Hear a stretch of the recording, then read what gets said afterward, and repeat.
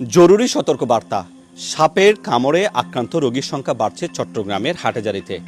গত 6 দিনে হাটহাজারী উপজেলা স্বাস্থ্য কমপ্লেক্সে 18 জন রোগী এসেছে যারা সাপের কামড়ে আক্রান্ত হয়েছেন। চলুন একটু আমরা ভেতরে যাই। যে যেখান থেকে দেখছেন আমার ভিডিওটা আপনারা চাইলে শেয়ার করে রাখতে পারেন। এখন বন্যার পানির কারণে সাপ তাদের নিরাপদ আশ্রয়স্থল ত্যাগ করে মানুষের বসতঘরে প্রবেশ করছে এবং অনেক সময় চলাফেরা করতে গিয়ে সাপের কামড়ে আক্রান্ত হয়েছে।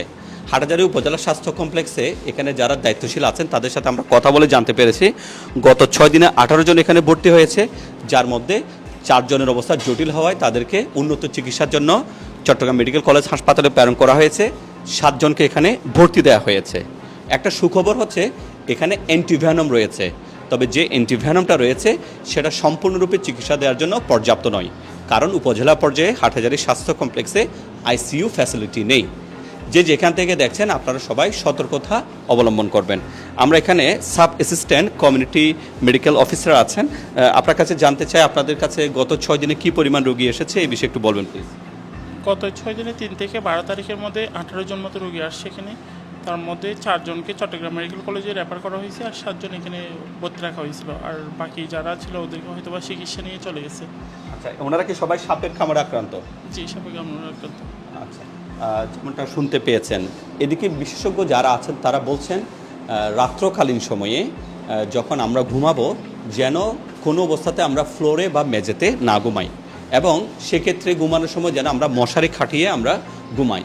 এছাড়াও অন্ধকারে চলাচলের সময় টর্চ লাইট কিংবা মোবাইলে ফ্ল্যাশ লাইট যেন আমরা ব্যবহার করি এবং নিরাপত্তার জন্য যেন আমরা কোনো না কোনো জিনিস সাথে রাখি। যেহেতু পানি বাড়ছে এবং সাপের নিরাপদ আবাসস্থল এখন পানির নিচে তলিয়ে গেছে, সাপগুলো আলটিমেটলি উঁচু স্থানে চলে আসছে, সেক্ষেত্রে মানুষের বসতঘরেও কিন্তু চলে আসছে।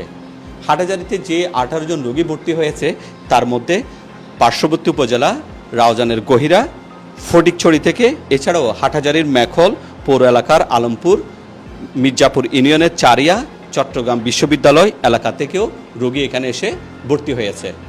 আমরা অনেক সময় একটা জিনিস ভুল করে থাকি, যখন আমাদেরকে সাপে কাটে তখন আমরা ওঝা বৈদ্যর কাছে যেয়ে ধর্ণা দিই। তবে ডাক্তারগণ বলছেন যদি আপনাকে সাপে কামড়ে আপনি আক্রান্ত হয়ে থাকেন সেক্ষেত্রে কোনো অবস্থাতেই দেরি না করে নিকটস্থ স্বাস্থ্য কমপ্লেক্সে আপনারা যাবেন, এবং যদি সম্ভবপর না হয় সদর হাসপাতালে আপনারা চলে যাবেন। আর চট্টগ্রামের ক্ষেত্রে চট্টগ্রাম মেডিকেল কলেজ হাসপাতালে সেখানে সম্পূর্ণরূপে বিনামূল্যে চিকিৎসা দেওয়া হয়, আর অন্যান্য উপজেলার ক্ষেত্রে আপনার নিকটস্থ উপজেলা যেয়ে আপনারা চিকিৎসা নেবেন। তাই সাপের কামড়ে কোনো ওঝা বৈদ্য কবিরাজের কাছে যাবেন না, এবং সাপের কামড়ে যদি আপনি আক্রান্ত হন সেক্ষেত্রে নিকটস্থ স্বাস্থ্য কমপ্লেক্সে যেয়ে চিকিৎসা নেবেন। আসুন আমরা সবাই সাবধান এবং সতর্ক থাকি, বিশেষ করে রাত্রকালীন সময়ে আমরা অন্ধকারে চলাফেরা করব না এবং ঘুমানোর সময় আমরা যেন সতর্কতা অবলম্বন করি। সবাইকে ধন্যবাদ। আসসালামু আলাইকুম।